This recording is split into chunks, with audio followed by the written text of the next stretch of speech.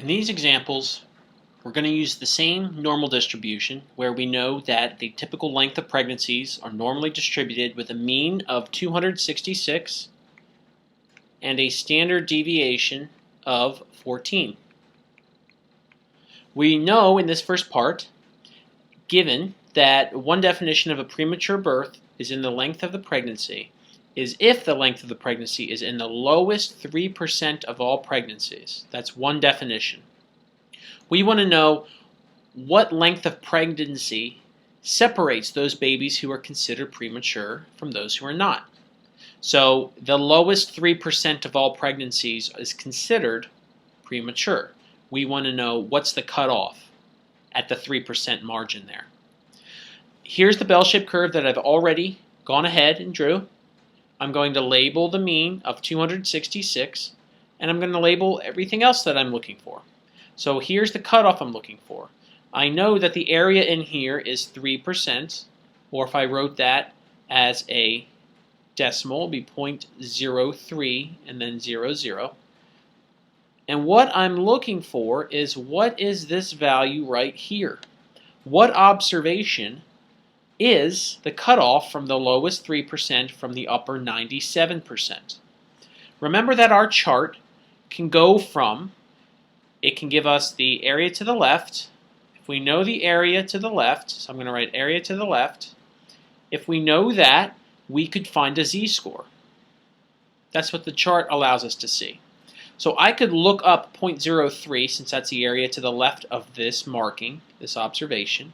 I can find a z-score, and from that z-score, I can determine what the observation is. So let's do this. If we have an area of 0.0300, what is the z-score that goes along with that? So if we open up our z-score chart, we are looking for an area of 0.003. So if I follow along here and go down, it looks like it's going to be negative 1.8 something. It looks like this one right here, 0.0301. That's the closest we're going to get. We already determined it's in the negative 1.8 column, and this, or excuse me, negative 1.8 row, and it looks like it's also in the 0.08 column. So that would be a z-score of negative 1.88. That's the z-score. That's the z-score. Now let's think about what a z-score is. A z-score is telling us how many standard deviations away. So this observation is negative 1.88 standard deviations away. That's what we know. We also know standard deviations away. We also know how many, or the value of each standard deviation. Each standard deviation. Each standard deviation is worth 14. So if I am negative 1.88 away, and each is worth 14, I can just multiply those. Negative 1.88 times 14, and that's going to tell me my distance. So negative 1.88 times 14, that will give me a negative 26.32. So if I wanted to figure out what this observation is, I know it is negative 26.32 away from the mean. That's the distance. So let's take our mean, 266, we'll minus 26.32, and what are we going to get? So you should get 239.68, and if we round that, that will be approximately, we were talking about days here, so let's round that up to approximately 240 days. Let's kind of go back through this process again. I was looking for the cutoff. I was looking for the cutoff of the lowest 3% of pregnancies from the upper 97%. I know, given my z-score chart, that if I have the area to the left, that will give me a z-score. And then if I know the z-score, I know the value of each standard deviation, which is 14, then I can figure out the total distance. and from there I can add that to the mean. Now, if you have looked ahead into your textbook, you may have seen this formula. A formula where you're told an observation will equal the mean plus the z-score times the standard deviation. And this is the formula. And really what it is you take the z-score formula, x minus mu times standard deviation, or divide by standard deviation, and you rearrange it to solve for x. This is just a little bit of algebra. Multiply both sides by the standard deviation, add the mean, and this is what you get. So we know the mean is 266. We found our our z-score of negative 1.88, and then we know the value of our standard deviation is 14. So you could, if you feel comfortable using this formula, go ahead, find those pieces of information, plug them in here, you'll still get the same answer. Our final example, we're told that Sue just recently gave birth to her second child after a longer than average pregnancy. She was told that compared to the length of her pregnancy, only 5% of all pregnancies last longer. So how long was Sue's pregnancy? Here's our bell curve. We know the mean is 266. Think about what we're looking for here. Sue's pregnancy, only 5% of pregnancies lasted longer than Sue's pregnancy.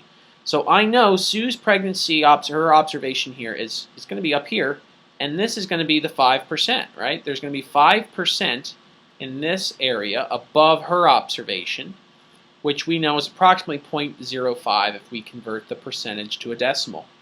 So this is the observation that I'm looking for. Maybe I'll use the formula to solve this problem.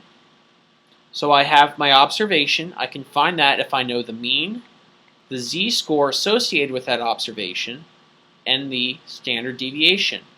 I already know the mean is 266. I already know the standard deviation is 14. What I need to figure out is the z-score associated with that observation. In other words, how far away is that particular observation? How many standard deviations away is it from the mean? One thing I can do to find this is use area, right? I know the z-score chart, and how normal distributions work is that all normal distributions have this relationship between how far a value is from the mean in terms of standard deviations and the percentage or probability associated with that. So I need to find on my z-score chart, remember if we look back up here, if I know the area to the left, that can give me a z-score. I don't know the area to the left of this observation. I know the area to the right.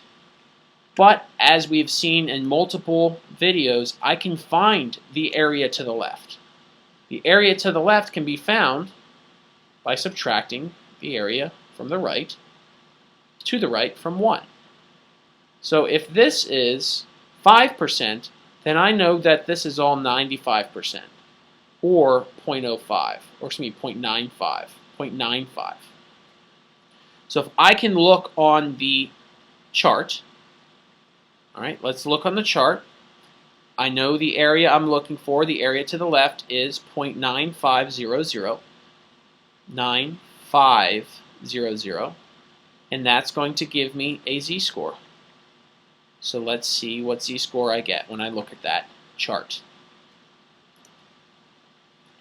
We're looking up 0.9500. Here's 0.9505. Here's 0.9495. If you look here, there's a little asterisk in between it. I'm going to follow this arrow to see what it tells me. Here we go. The area of 0.9500 has a z-score of 1.645. That's an exact value. This is one of the most commonly used z-scores in statistics. So we will, all the other z-scores we've seen go to the hundreds, this goes to the thousands. We're going to use this value, 1.645. So this is 1.645. So to find my observation, I'm going to take the mean, which is 266. I'm going to add the z-score, which I just found. Whoops, don't know what just happened there. I'm going to add the z-score, which I just found was 1.645. and I'm multiplying 1.645 times the standard deviation, which is 14. So when I plug all of this into my calculator, 266 plus 1.645 times 14, I get approximately, I'm going to actually write exactly what I get, 289.03. So if I were to round that, we would say approximately 289 days would be the closest.